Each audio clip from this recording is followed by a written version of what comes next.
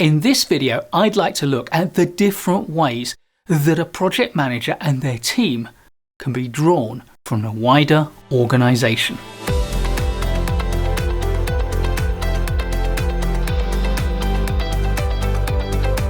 To consider the different ways that a project can draw its resources from a wider organization, I'd like to describe 5 different model project organization structures that go from the lightest to the most strongly project-oriented.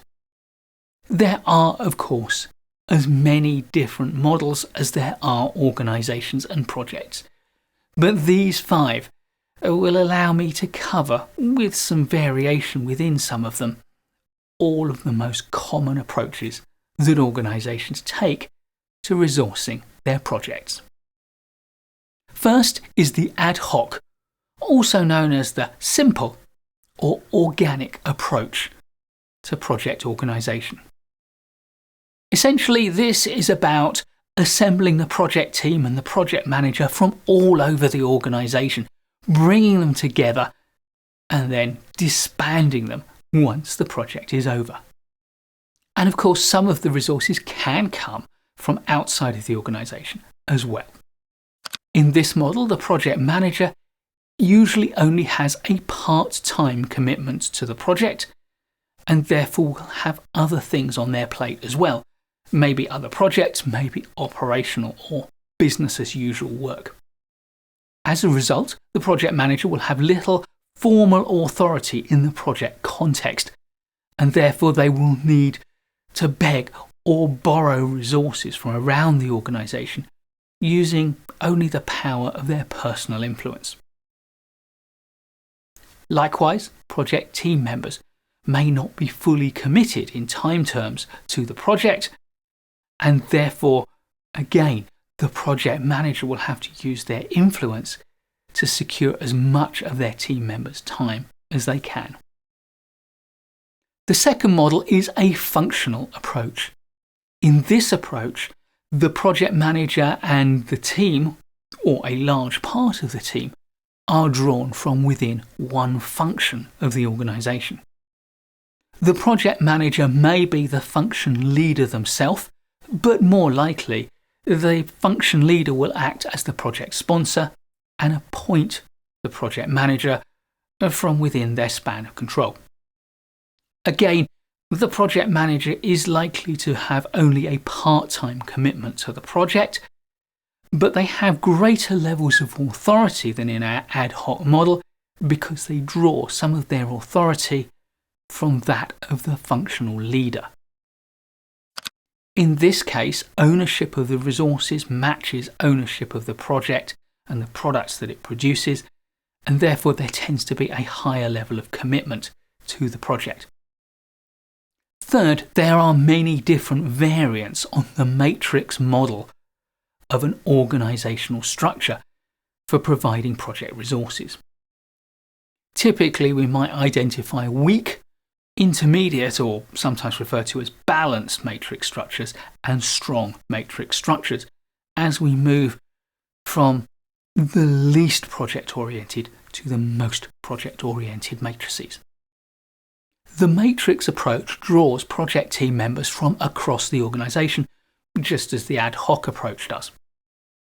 The variety of matrix project organization is most strongly determined by where in the organization the project manager comes from. A weak matrix structure draws their project manager from outside of the functions that will naturally benefit from the project itself. And there is a variant on this where there is no individual project manager and the team is largely self-managing.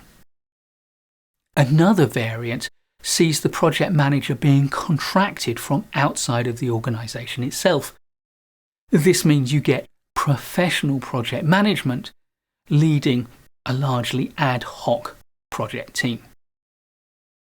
The balanced or intermediate matrix approach draws the project manager from one of the functions which is most likely to benefit from the products that the project produces. In a strong matrix, The project draws its project manager from a pool of project management talent. This may be a formal project management team that may be based, for example, within a project management office or a program or portfolio management office. However this is done, someone somewhere in the organisation keeps a register of project managers that are called upon for delivering all of its projects. The strongest matrices will see all of these project managers within the same function or organisational unit. The weakest matrices will see them scattered throughout the organisation's functions or regions. The fourth model is a contracted project team. This sees the project manager and a substantial part of the project team as either consultants or contracted into the organisation, supported by additional team members drawn from within the organisation. The final model is the fully projectized model of project management resourcing. In this model, the organisation does away with traditional functional models and even regional structures. Instead, it organises itself around temporary projects. Resources will be drawn into a project for as long as it takes to do the project, and then they will be released back into a pool. Everything that is happening in the organisation is considered to be a project or a program at any time. Of course, there are many variants on this model as well. At one extreme, we kind of have an ad hoc projectized organisation. In this example, we have just one big amorphous resource pool, maybe divided up only by specialism or service line. This is often the way that consultancies work. And then a project team is gathered together for a specific purpose and then released back into the pool. At the other extreme, we have a much more rigid structure in which project managers and their core team members form stable long-term units, and they are allocated to projects from time to time. They will complete the project and then move on to another project. Additional team members will be drawn either from other project teams or from a generic pool of specialists that can be drawn into the project. Many consultancies like to work this way simply because you can build rapport, trust, and experience of working together as a team, but then draw fungible resources to meet the client's needs for a specific project, whether these additional needs arise because of a need for specific capabilities and specialisms, or simply for a greater capacity than the core project teams. And of course, there are hybrids that sit somewhere between the ad hoc and the more rigid structures. Permanent teams from which you can draw a project team as needed. Of course, all project management is hybrid project management, and therefore you will find all sorts of combinations of these 5 broad types out there in the wild. Your organisation will figure out what is best for it, and what is important is that it periodically reviews the effectiveness of the arrangements that it has.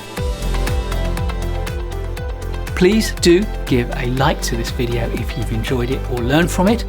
I'll be creating loads more great project management content for you, so please do subscribe to the channel and hit the bell so you don't miss any of that content. And I'll look forward to seeing you in the next one.